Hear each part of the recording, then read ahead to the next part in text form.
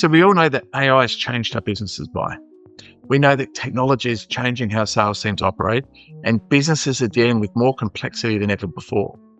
And while businesses need experienced leadership more than ever before, many no longer have the budget, have the need, have the want, or can justify having full-time executives and the associated costs sitting inside their businesses. And that's creating one of the biggest opportunities we've seen for experienced leaders who are prepared to adapt and apply their skills in a different way. That's why you and I are having this conversation.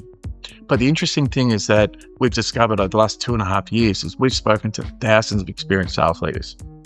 Almost every single one of them have the necessary skills, experience, and background required to build a really successful fractional sales agency.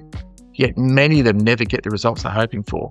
They burn out and eventually go back into full-time employment with their tail between their legs. And that's because we see the same two mistakes happening over and over again. The first is they're selling themselves and their time is the solution. They become the product.